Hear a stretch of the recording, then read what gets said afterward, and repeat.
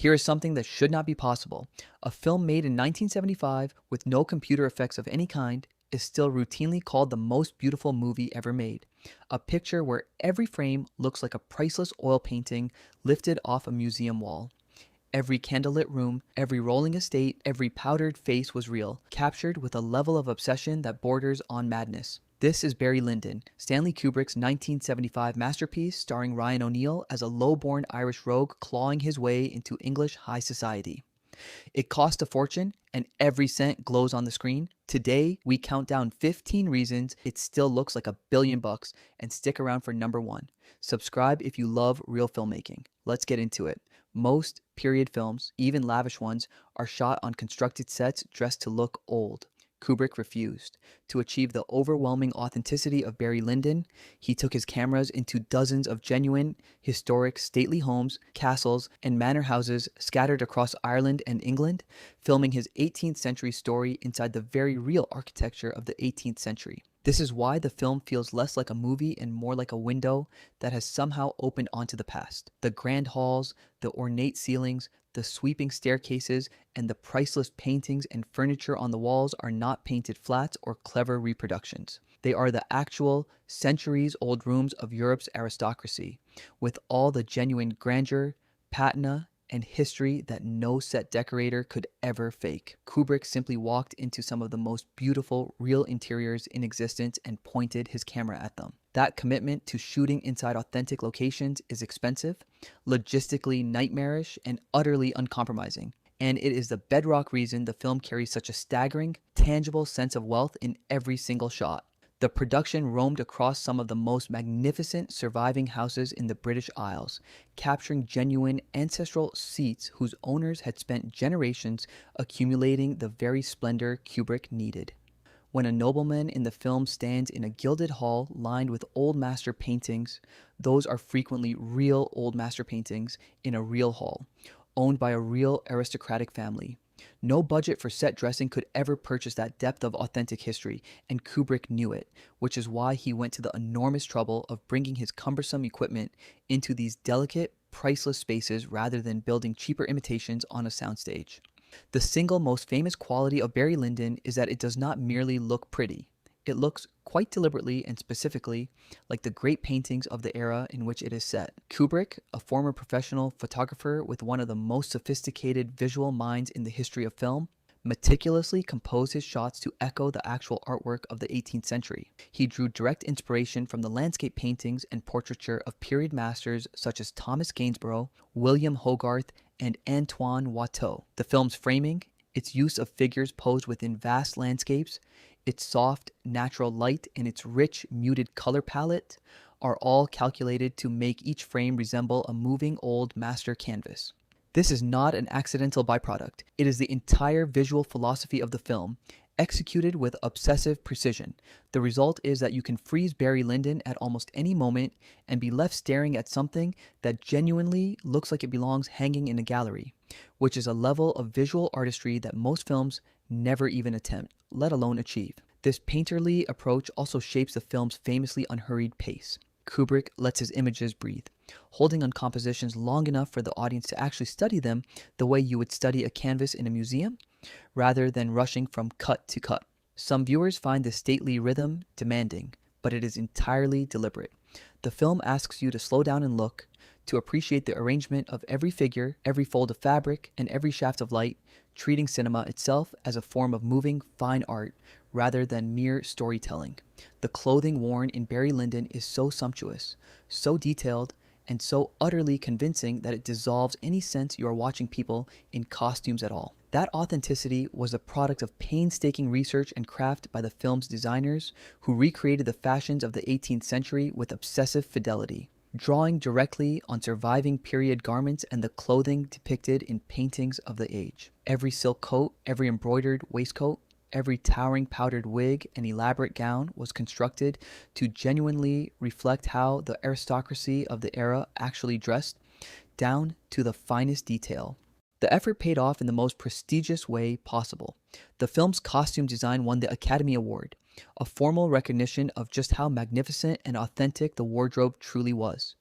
When you see the characters gliding through candlelit ballrooms in their finery, you are looking at real, handmade recreations of genuine historical splendor, and that density of tactile, accurate detail is a huge part of why every frame drips with such convincing, expensive elegance. The sheer, jaw-dropping craftsmanship of Barry Lyndon was not just admired by film lovers, it was formally, officially recognized as some of the finest technical work of its entire year. At the Academy Awards, the film swept the major craft categories, taking home 4 Oscars for the elements that make it so breathtaking to look at and listen to. It won the Oscar for Best Cinematography, honoring its revolutionary photography. It won Best Art Direction for its meticulous recreation of the period world. It won Best Costume Design for its exquisite wardrobe. And it won Best Original Music Adaptation for its haunting use of classical scores. In total, the film was nominated for 7 Academy Awards, including Best Picture and Best Director. That concentration of wins in the visual and technical categories tells you everything about where the film's genius truly lies. This is a movie whose every surface, sound, and image was crafted to a standard the industry itself deemed essentially unbeatable, and those craft Oscars are the receipts for the fortune of talent poured into it. The staggering visual world of Barry Lyndon did not come together by accident. It was overseen by one of the greatest production designers in the history of cinema, a man whose imagination had already defined the look of some of the most iconic films ever made. The film's production design was led by the legendary Ken Adam.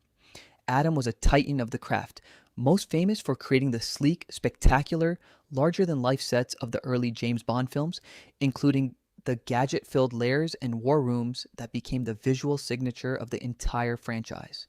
He had also designed the unforgettable, chilling war room in Kubrick's own Dr. Strangelove. Bringing a designer of Adam's genius and pedigree to Barry Lyndon meant that even a film built largely around real locations was shaped by one of the most brilliant visual architects alive. His Oscar-winning work here helped weave the authentic historic interiors and the film's constructed elements into one seamless, sumptuous whole, and his fingerprints are part of why it looks so flawless.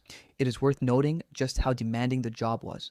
Working under Kubrick's relentless perfectionism and shouldering the immense pressure of dressing and augmenting real historic palaces to an exacting standard took a genuine personal toll on Adam, who later spoke about how grueling the experience had been. That a designer of his enormous stature and experience found Barry Lyndon so punishing is a measure of the sheer, uncompromising ambition of the whole enterprise.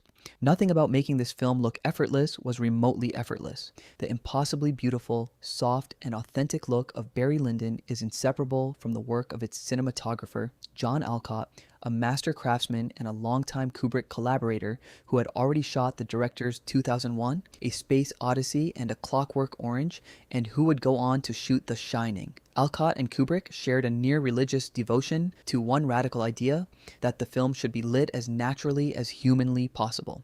They were determined to avoid the artificial, obviously staged lighting that gives most movies away as movies. Instead, they wanted every scene to be illuminated the way it genuinely would have been in the 18th century, by daylight streaming through windows, by firelight, and, most famously, by candlelight. Alcott studied how natural light behaved in the period paintings that inspired the film, noting how figures were so often positioned near windows, bathed in soft daylight.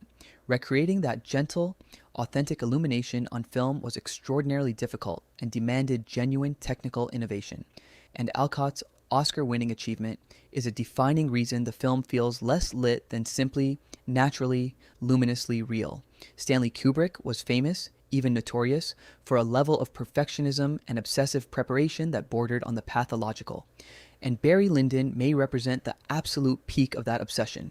Before and during production, Kubrick immersed himself in the 18th century with the thoroughness of a dedicated academic historian, determined that not a single detail on screen would ring false. He and his team reportedly amassed and pored over enormous quantities of period source material, studying countless paintings, engravings, books, and historical records to understand exactly how everything in that world looked, from architecture and clothing to furniture, hairstyles, and social rituals. This exhaustive research informed every choice in the film, ensuring a density of accurate detail that rewards even the closest scrutiny. Nothing was left to chance or guesswork. That scholarly, uncompromising commitment to getting every element exactly right is invisible on the surface, yet it is precisely what gives the film its unshakable authority and realism. You believe you are looking at the actual past because Kubrick did the genuine work to reconstruct it faithfully. That obsession reached into details almost no viewer would ever consciously register. The card games the characters play, the etiquette of a formal bow, the precise way a duel was conducted, the furniture, the tableware, the manner of powdering a wig, all of it was researched and reproduced according to genuine period practice. Kubrick understood that authenticity works on the audience subliminally, that 1,000 tiny correct details accumulate into an overwhelming, unconscious sense of truth.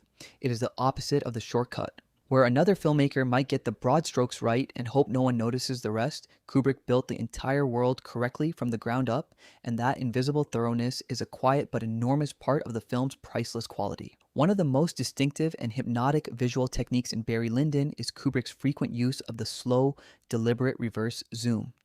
Again and again throughout the film, the camera begins on a tight, intimate detail, perhaps a single character or a small object, and then pulls back with stately, unhurried grace to gradually reveal the entire breathtaking landscape or grand interior surrounding them. The effect is genuinely spellbinding.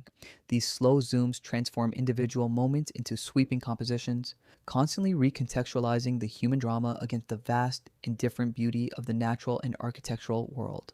It is a technique that visually reinforces one of the film's central themes, the smallness of human ambition against the grandeur of time and nature, and it shows off the film's extraordinary locations and painterly compositions to their fullest, allowing the audience to drink in every inch of the gorgeous, expensive frame. That signature movement, so patient and so precise, is another tool Kubrick uses to make sure you never stop marveling at just how magnificent everything on screen looks.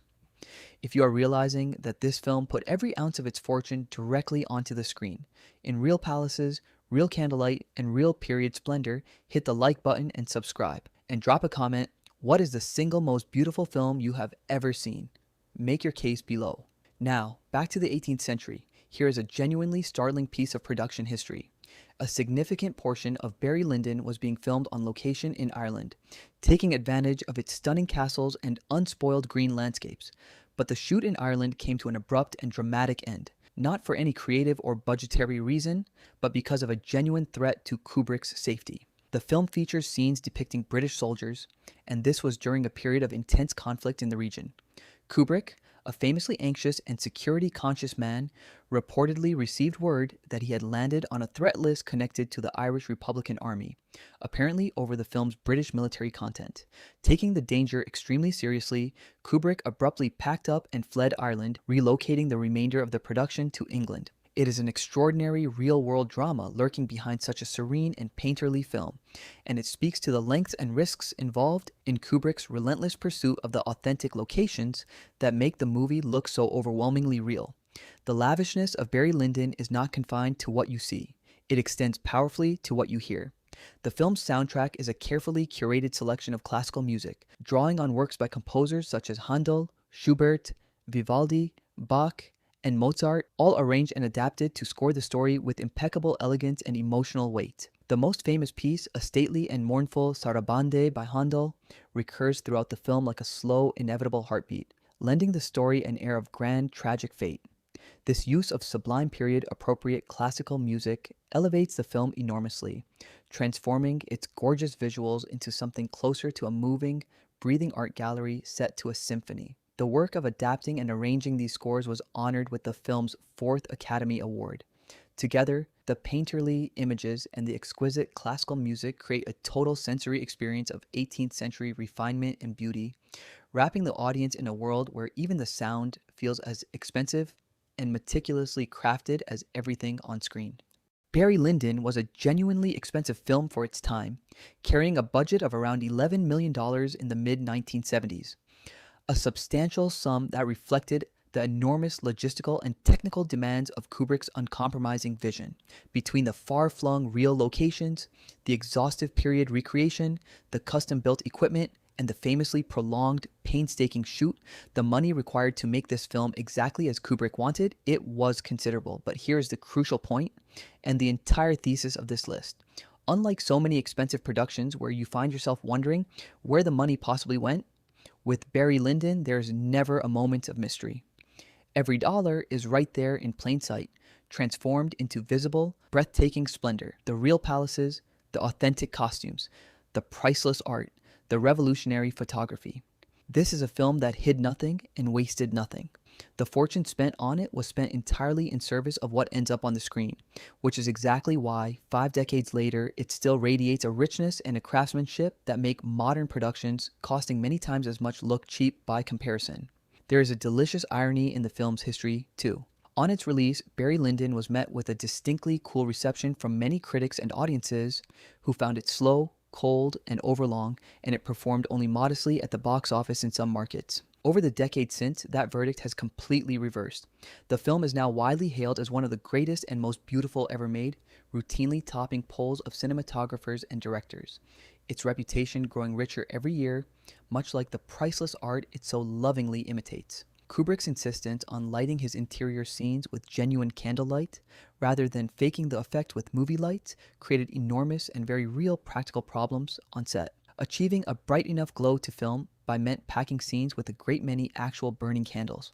And all those open flames generated a serious amount of heat and smoke inside the priceless, historic rooms where he was shooting. This posed a genuine danger to the very locations that made the film so beautiful.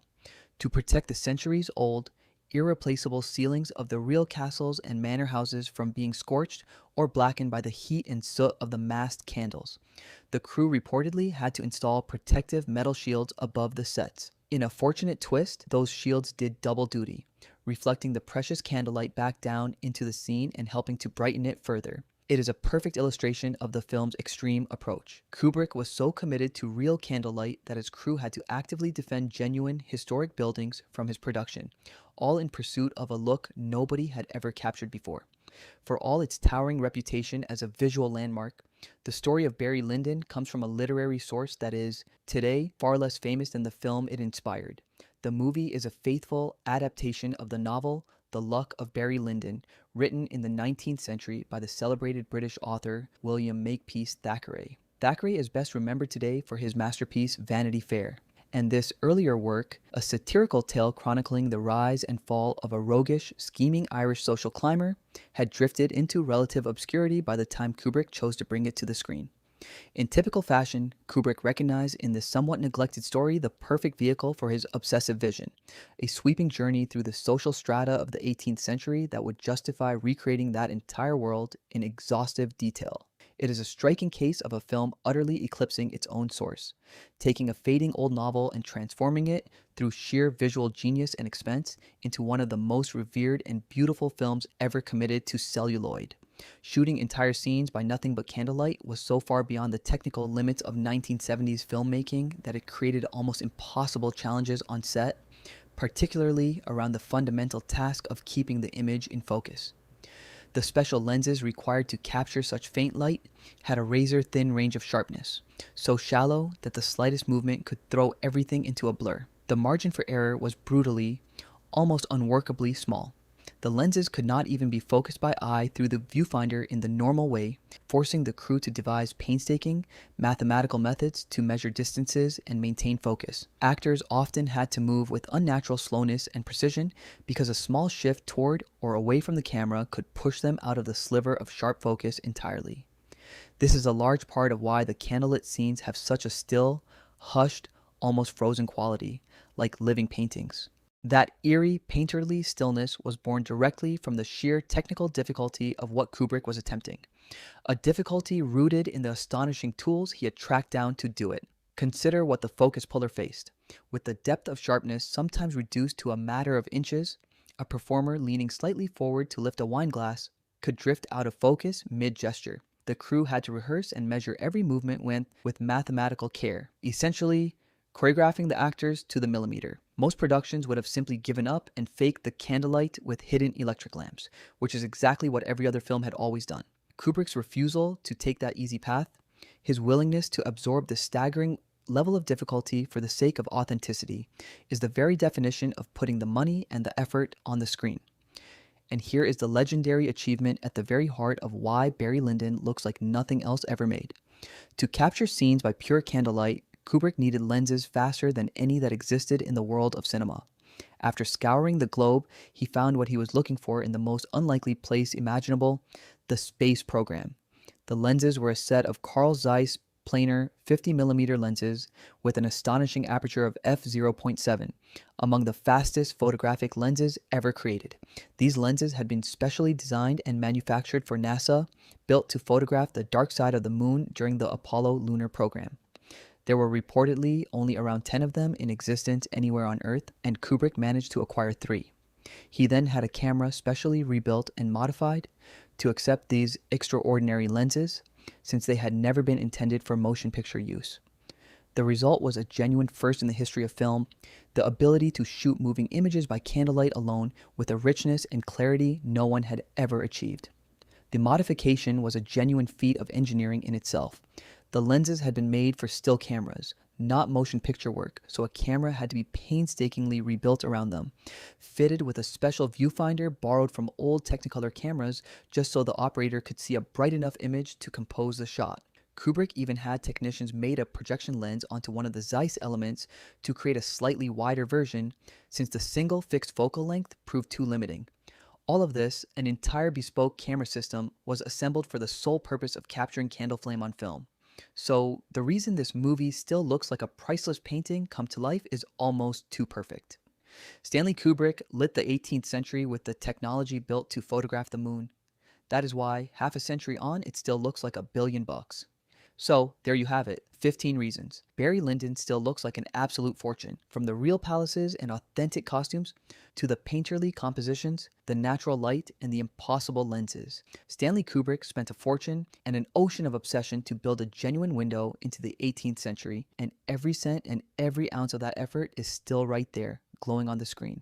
It was dismissed as cold and slow when it arrived, and now it sits near the summit of the medium, admired above almost anything else by the very people who make films for a living. They have never made another movie that looks quite like it, and they may never again.